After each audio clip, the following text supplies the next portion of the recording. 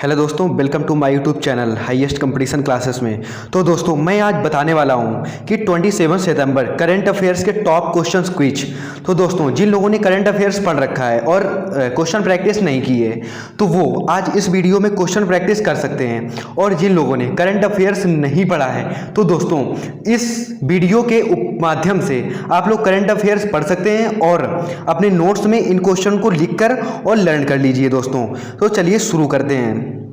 Number 1 question है, विश्व पर्यटन दिवस कब मनाया जाता है। लेकिन दोस्तों उससे पहले मैं आज आपको बता दूं कि ये जो मैंने स्लाइड्स बनाई हुई हैं और ये पीपीटी सारी बनाई हुई हैं जिनके बैकग्राउंड मैंने चेंज कर दिए हैं। मैंने इसलिए बैकग्राउंड चेंज किया है कि आपका दिमाग जो है एक स्थिर रहता है, यानी कंफर्ट जोन पर रहता है। तो जिस तरीके से ये बैकग्राउंड्स कलर चेंज हुए हैं तो आप लोगों का दिमाग एक ज़्यादा चलेगा। दोस्तों आप हमारे साथ सिर्फ 15 डेज इस कुछ को सॉल्व कीजिए, आप खुद अनुभव करने लगेंगे कि ये क्या है। तो दोस्तों चलिए शुरू करते हैं कि नंबर 1 क्वेश्चन है, विश्व पर्यटन दिवस कब मनाया जाता है।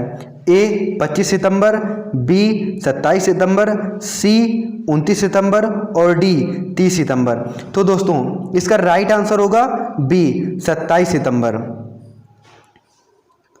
दोस्तों दुनिया के विभिन्न हिस्सों में पर्यटन को बढ़ावा देने के लिए हर साल 27 सितंबर को विश्व पर्यटन दिवस मनाया जाता है।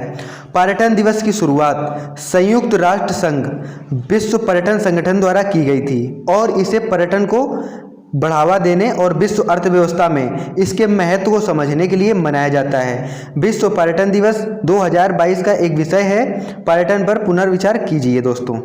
सेकंड नंबर क्वेश्चन है, कौन इटली की पहली महिला प्रधानमंत्री बनने के लिए तैयार है। दोस्तों देखिए स्लाइड कितनी खूबसूरत हुई है, ब्यूटीफुल स्लाइड्स मैंने बनाई हुई है। तो इसका ऑप्शन ए, देखो मैंने ऑप्शन भी चेंज कर दिए हैं। ये देखो, ये मैंने ऑप्शन ए बी सी इसमें ए बी सी घा इस तरीके से, क्योंकि आपका दिमाग जो है ना एक सोचने पर मजबूर कर दिया जाएगा इस क्विज के माध्यम से।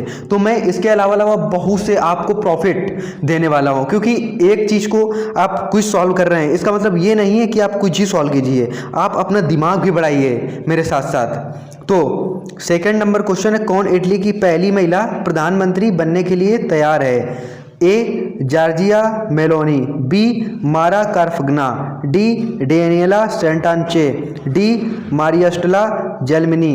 तो दोस्तों इसका राइट आंसर क्या होगा। तो इसका राइट आंसर होगा ए नंबर। इटली पार्टी के ब्रदर्स के नेता जॉर्जिया मेलोनी ने इटली में चुनाव जीता।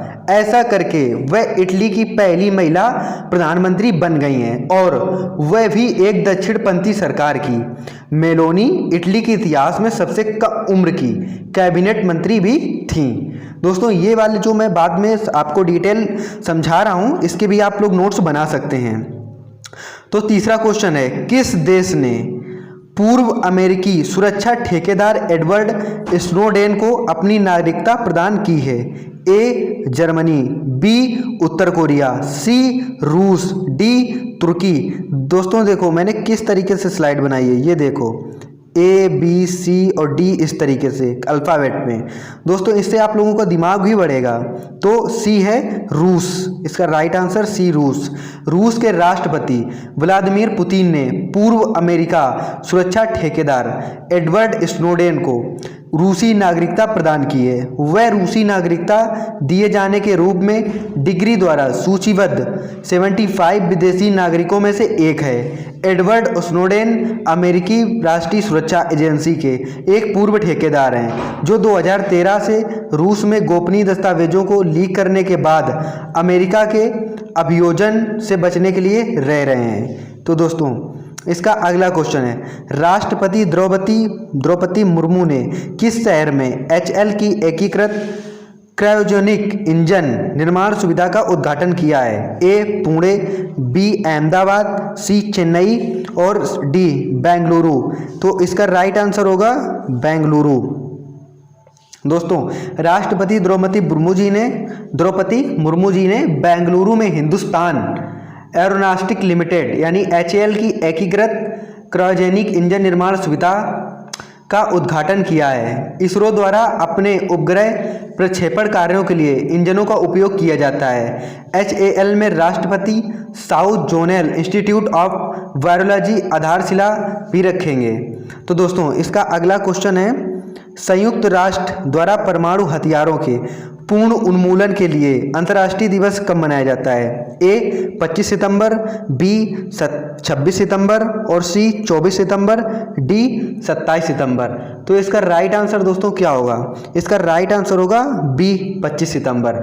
संयुक्त राष्ट्र ने हर साल 26 सितंबर को परमाणु हथियारों के कुल उन्मूलन के लिए अंतर्राष्ट्रीय दिवस के रूप में मनाया है। इसका उद्देश्य परमाणु हथियारों से मानवता के लिए उत्पन्न खतरे और उनके पूर्ण उन्मूलन की आवश्यकता के बारे में जन जागरूकता, परमाणु हथियारों से मानवता के लिए उत्पन्न खतरे और उनके पूर्ण उन्मूलन की आवश्यकता के बारे में जन जागरूकता बढ़ाना है। दोस्तों इसी के चलते छठवां क्वेश्चन है कि जलदूत ऐप किस मंत्रालय द्वारा विकसित किया गया है?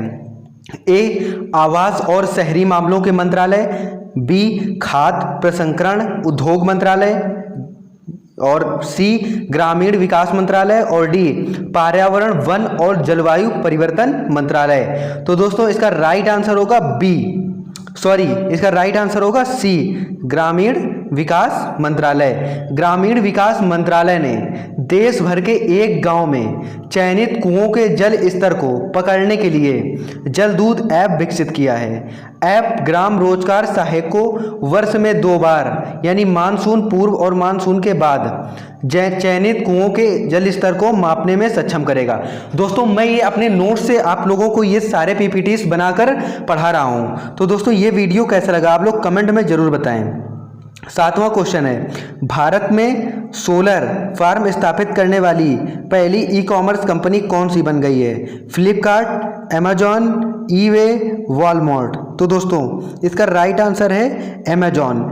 अमेजॉन ने घोषणा की है कि वह राजस्थान में 420 मेगावाट की संयुक्त क्षमता के साथ 3 और फार्म स्थापित करेगा। यह भी पहली बार होगा कि कोई बड़ी ई कॉमर्स कंपनी भारत में सोलर फार्म स्थापित करेगी।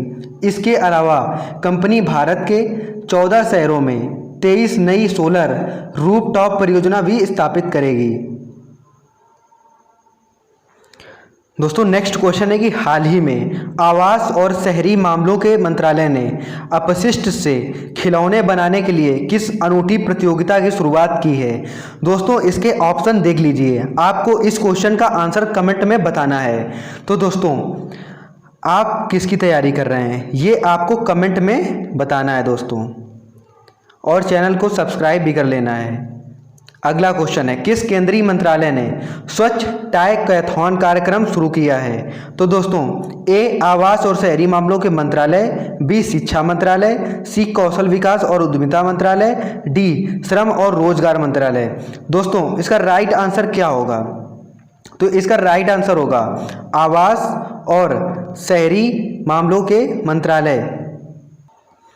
दोस्तों आवास और शहरी मामलों के मंत्रालय ने हाल ही में स्वच्छ अमृत महोत्सव के तहत स्वच्छ टाइकैथॉन का शुभारंभ किया है। प्रतियोगिता खिलौनों के लिए राष्ट्रीय कार्य योजना और स्वच्छ अमृत महोत्सव के तहत स्वच्छ टाइकैथॉन का शुभारंभ किया है। प्रतियोगिता खिलौनों के लिए राष्ट्रीय कार्य योजना और स्वच्छ भारत मिशन चरण 2 के बीच एक अभिसरण है। इसका उद्देश्य खिलौनों के निर्माण में कचरे के उपयोग के लिए समाधान तलाशना है। Centre for creative learning IIT Gandhinagar कार्यक्रम के लिए ज्ञान भागीदार है। तो दोस्तों इसका नेक्स्ट क्वेश्चन है, खबरों में रहा ऑपरेशन मेघा चक्र किस संस्था से जुड़ा है? ए भारतीय सेना, बी केंद्रीय जांच ब्यूरो, सी भारतीय तटरक्षक बल और डी केंद्रीय सतर्कता आयोग।